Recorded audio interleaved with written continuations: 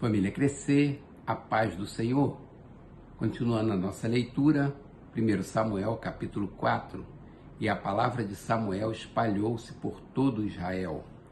Nessa época os israelitas saíram à guerra contra os filisteus.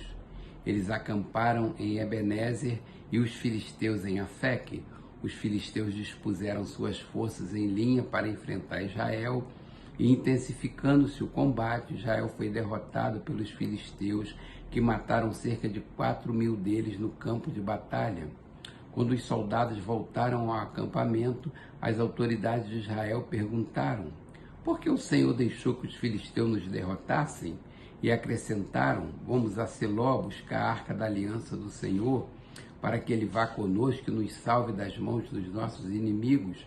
Então mandaram trazer de Siló a arca da aliança do Senhor dos Exércitos, que tem o seu trono entre os querubins, e os 2 filhos de Eli, Ofni e Finéias, acompanharam a arca da aliança de Deus.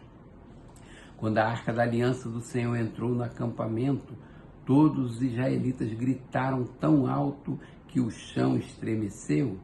Os filisteus, ouvindo os gritos, perguntaram: o que significam todos esses gritos no acampamento dos hebreus?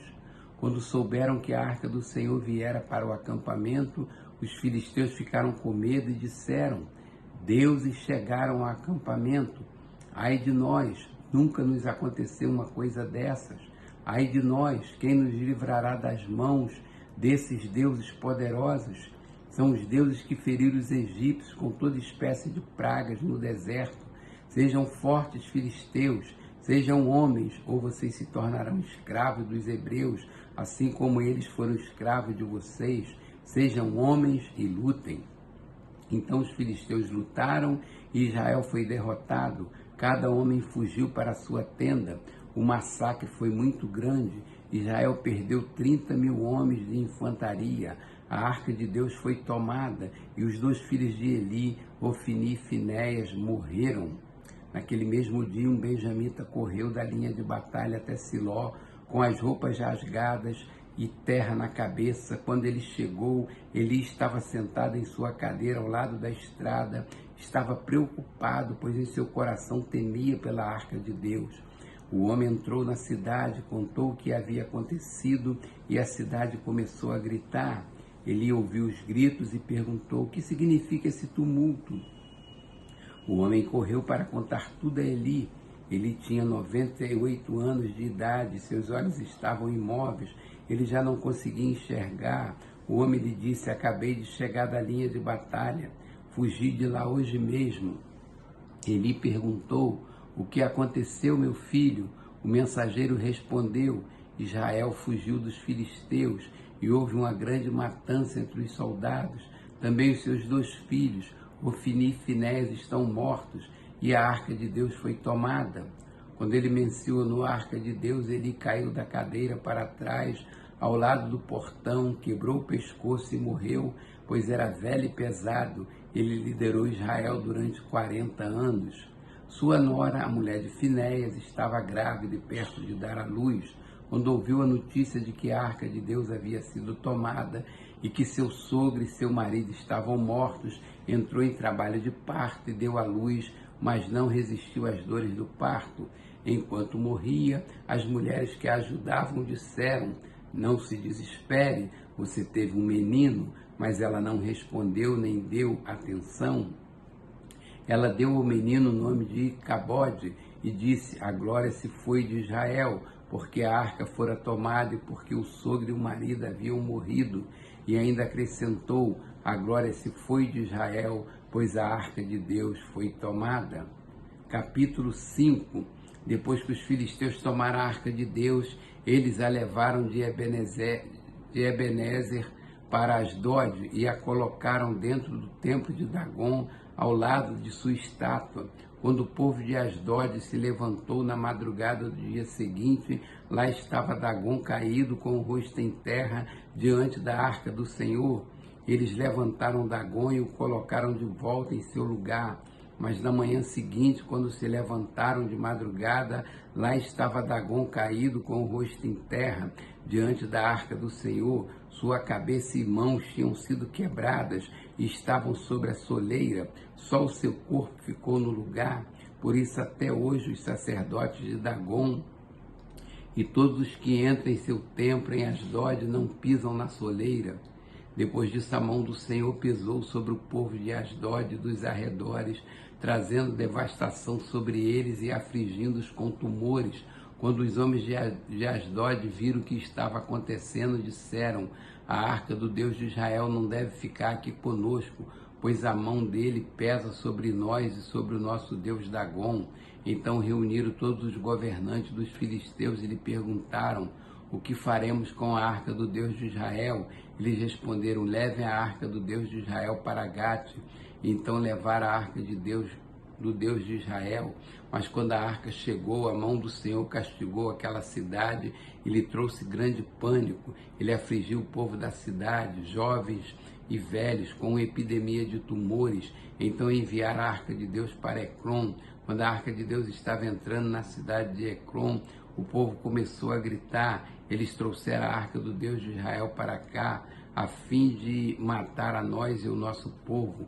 Então reuniram todos os governantes dos filisteus e disseram: levem embora a arca do Deus de Israel, que ela volte ao seu lugar. Caso contrário, ela matará a nós e ao nosso povo, pois havia pânico mortal em toda a cidade. A mão de Deus pesava muito sobre ela. Aqueles que não morreram foram afligidos com tumores e o clamor da cidade subiu até o céu. Capítulo 6. Quando já fazia 7 meses que a arca do Senhor estava em território filisteu, os filisteus chamaram os sacerdotes e adivinhos e disseram: o que faremos com a arca do Senhor? Digam-nos com o que devemos mandá-la de volta ao seu lugar. Eles responderam: se vocês devolverem a arca do Deus de Israel, não mande de volta só a arca, mas envie também uma oferta pela culpa. Então vocês serão curados e saberão por que a sua mão não tem se afastado de vocês. Os filisteus perguntaram: que oferta pela culpa devemos enviá-los? Eles responderam: 5 tumores de ouro e 5 ratos de ouro, de acordo com o número de governantes filisteus, porquanto a mesma praga atingiu vocês e todos os seus governantes. Façam imagem dos tumores e dos ratos que estão assolando o país e deem glória ao Deus de Israel. Talvez ele alivie a mão sobre vocês, seus deuses e sua terra, porque ter o coração obstinado como os egípcios e o faraó. Só quando esse Deus os tratou severamente, eles deixaram os israelitas seguir o seu caminho.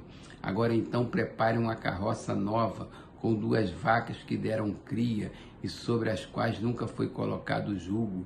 Amarrem-nas na carroça, mas afastem delas os seus bezerros e ponham-nos no curral. Coloque a arca do Senhor sobre a carroça e ponham numa caixa ao lado os objetos de ouro que vocês estão lhe enviando como oferta pela culpa. Envie a carroça e fique observando. Se ela for para o seu próprio território, na direção de Bet-Semes, então foi o Senhor quem trouxe essa grande desgraça sobre nós. Mas se ela não for, então saberemos que não foi a sua mão que nos atingiu e que isso aconteceu conosco por acaso. E assim fizeram. Pegaram 2 vacas com cria, amarraram-nas a uma carroça e prenderam seus bezerros no curral, colocaram a arca do Senhor na carroça e junto dela a caixa com os ratos de ouro e as imagens dos tumores. Então as vacas foram diretamente para Bet-Semes, mantendo-se na estrada e mugindo por todo o caminho. Não se desviaram nem para a direita nem para a esquerda. Os governantes dos filisteus as seguiram até a fronteira de Bet-Semes. Ora, o povo de Bet-Semes estava colhendo trigo no vale e quando viu a arca alegrou-se muito.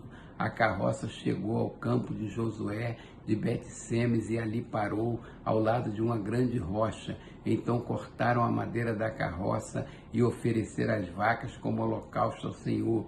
Os levitas tinham descido a arca do Senhor e a caixa com os objetos de ouro e as tinham colocado sobre a grande rocha. Naquele dia o povo de Bet-Semes ofereceu holocaustos e sacrifícios ao Senhor. Os 5 governantes dos filisteus viram tudo isso e voltaram naquele mesmo dia a Ecrom. Os filisteus enviaram ao Senhor como oferta pela culpa estes tumores de ouro, um por Asdod, outro por Gaza, outro por Ascalon, outro por Gate e outro por Ecrom. O número dos ratos de ouro foi conforme o número das cidades filisteias que pertenciam aos 5 governantes, tanto as cidades fortificadas como os povoados do campo. A grande rocha sobre a qual pusera a arca do Senhor é até hoje uma testemunha no campo de Josué de Bet-Semes. O Senhor, contudo, feriu alguns dos homens de Bet-Semes, matando 70 deles por terem olhado para dentro da arca do Senhor. O povo chorou por causa da grande matança que o Senhor fizera, e os homens de Bet-Semes perguntaram: quem pode permanecer na presença do Senhor, esse Deus santo? A quem enviaremos a arca para que ela se afaste de nós? Então enviaram mensageiros ao povo de Quiriate Jearim, dizendo: os filisteus devolveram a arca do Senhor, venham e levem-nas para vocês.